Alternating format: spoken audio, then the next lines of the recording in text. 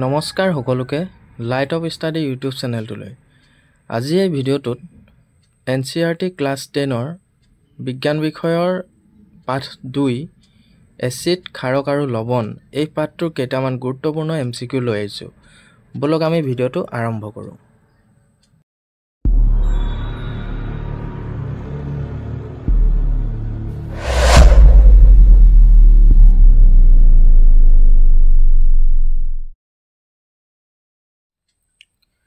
আজি ভিডিঅ'টোৰ প্ৰথম প্ৰশ্নটো হৈছে যি পদাৰ্থৰ সোৱাদ টেঙা হয় সেইবোৰ পদাৰ্থক কি বোলে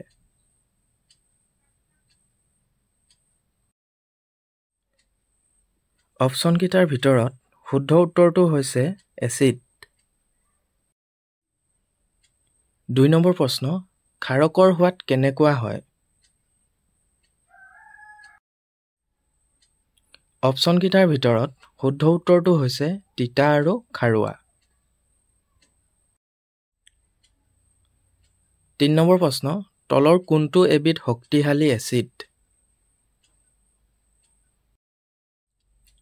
অপচন কেইটাৰ ভিতৰত শুদ্ধ উত্তৰটো হৈছে হাইড্ৰক্লৰিক এচিড HCl 4 নম্বৰ প্ৰশ্ন ব্লিচিং পাউডাৰৰ ৰাসায়নিক সংকেত কোনটো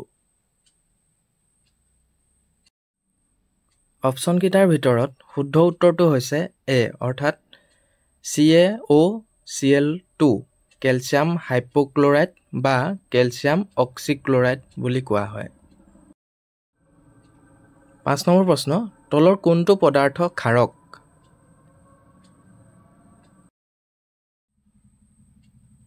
অপচন কেইটাৰ ভিতৰত শুদ্ধ উত্তৰটো হৈছে NaOH সোডিয়াম হাইড্ৰক্সাইড বা কষ্টিক সোডা 6 নম্বৰ প্ৰশ্ন যেতিয়া এচিড প্লাস ক্ষাৰক একেলগ হয় তেতিয়া কি গঠিত হয় অপচন কেইটাৰ ভিতৰত শুদ্ধ উত্তৰটো হৈছে লৱণ আৰু পানী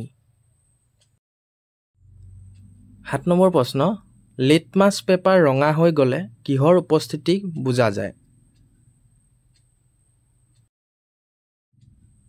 অপচন কেইটাৰ ভিতৰত শুদ্ধ উত্তৰটো হৈছে এচিড 8 নম্বৰ প্ৰশ্ন NaCl অৰ্থাৎ সোডিয়াম ক্লোৰাইড কিহৰ উদাহৰণ অপচন কেইটাৰ ভিতৰত শুদ্ধ উত্তৰটো হৈছে লৱণ 9 নম্বৰ প্ৰশ্ন বেকিং সোডা কিহৰ সাধাৰণ নাম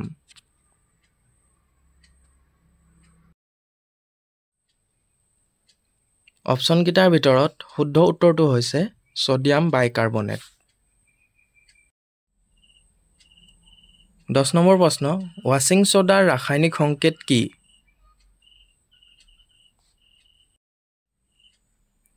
অপচন কেইটাৰ ভিতৰত শুদ্ধ উত্তৰটো হৈছে Na2CO3 সোডিয়াম কাৰ্বনেট 11 নম্বৰ প্ৰশ্ন এচিড আৰু ধাতু যোগ হলে কি উৎপন্ন হয়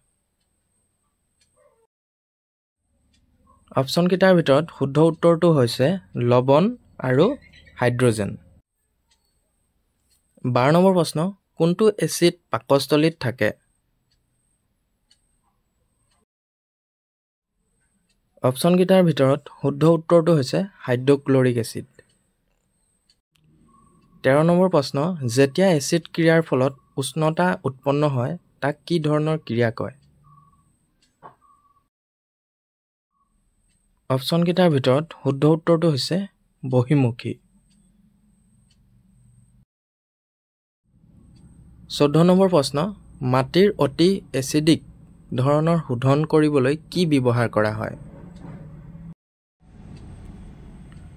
অপচন কেইটাৰ ভিতৰত শুদ্ধ উত্তৰটো হৈছে চূণ CaO কেলছিয়াম অক্সাইড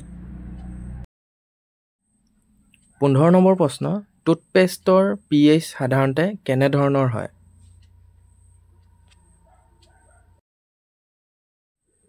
অপচন কেইটাৰ ভিতৰত শুদ্ধ উত্তৰটো হৈছে ক্ষাৰকীয় 16 নম্বৰ প্ৰশ্ন H2SO4 ক কি এচিড বুলি জনা যায় অপচন কেইটাৰ ভিতৰত শুদ্ধ উত্তৰটো হৈছে সালফিউৰিক এচিড 17 নম্বৰ প্ৰশ্ন NH4OH এমনিয়াম হাইড্ৰক্সাইড কি হয়? অপশ্যনকেইটাৰ ভিতৰত শুদ্ধ উত্তৰটো হৈছে ক্ষাৰক। 18 নম্বৰ প্ৰশ্ন প্লাষ্টাৰ অফ পেৰিছৰ সংকেত কি? অপশ্যনকেইটাৰ ভিতৰত শুদ্ধ উত্তৰটো হৈছে CaSO4.12H2O কেলছিয়াম সালফেট হেমিহাইড্ৰেট। 19 নম্বৰ প্ৰশ্ন ইউনিভাৰ্চেল ইণ্ডিকেটৰৰ pH = 7 কি বুজায়? অপশ্যনকেইটাৰ ভিতৰত শুদ্ধ উত্তৰটো হৈছে নিৰপেক্ষ। আৰু কি ৰঙে কি বুজায় তলত দি দিয়া আছে, সকলোৱে চাই ল'বা। 20 নম্বৰ প্ৰশ্ন জিভাত চপচপীয়া অনুভূতি কোনটো পদাৰ্থই দিয়ে? অপশ্যনকেইটাৰ ভিতৰত শুদ্ধ উত্তৰটো হৈছে ক্ষাৰক। 21 নম্বৰ প্ৰশ্ন কোনটো পদাৰ্থ ঘৰত এন্টাচিড হিচাপে ব্যৱহাৰ হয়? অপশ্যনকেইটাৰ ভিতৰত শুদ্ধ উত্তৰটো হৈছে মেগনেছিয়াম হাইড্ৰক্সাইড। 22 নম্বৰ প্ৰশ্ন NaOHৰ সাধাৰণ নাম কি? অপশ্যনকেইটাৰ ভিতৰত শুদ্ধ উত্তৰটো হৈছে কষ্টিক ছ'ডা। 23 নম্বৰ প্ৰশ্ন যেতিয়া এচিড পানীৰ লগত মিশ্ৰিত কৰা হয় তেতিয়া কি ধৰণৰ ক্ৰিয়া ঘটে? অপশ্যনকেইটাৰ ভিতৰত শুদ্ধ উত্তৰটো হৈছে বহিমুখী ক্ৰিয়া ঘটে। 24 নম্বৰ প্ৰশ্ন HNO3 কি এচিড বুলি জনা যায়? অপশ্যনকেইটাৰ ভিতৰত শুদ্ধ উত্তৰটো হৈছে নাইট্ৰিক এচিড। 25 নম্বৰ প্ৰশ্ন কেঁচা আমৰ টেঙা সোৱাদত কোনটো এচিডৰ বাবে হয়?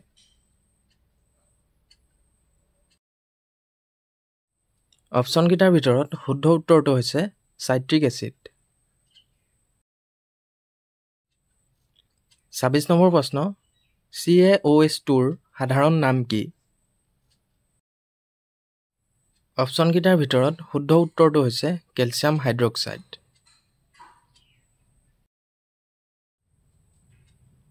27 নম্বৰ প্ৰশ্ন এচিড ক্ষাৰকৰ সৈতে বিক্ৰিয়া কৰি যি ক্ৰিয়া কৰে তাক কি কয়? অপশ্যনকেইটাৰ ভিতৰত শুদ্ধ উত্তৰটো হৈছে নিৰ্বাপন ক্ৰিয়া।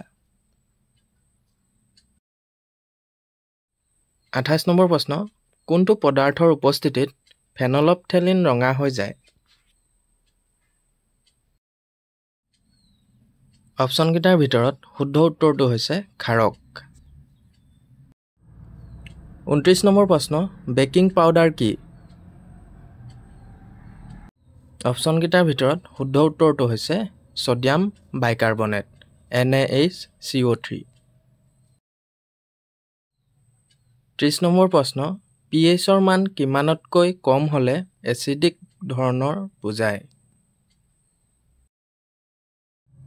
অপশ্যনকেইটাৰ ভিতৰত শুদ্ধ উত্তৰটো হৈছে 7ৰ তলত।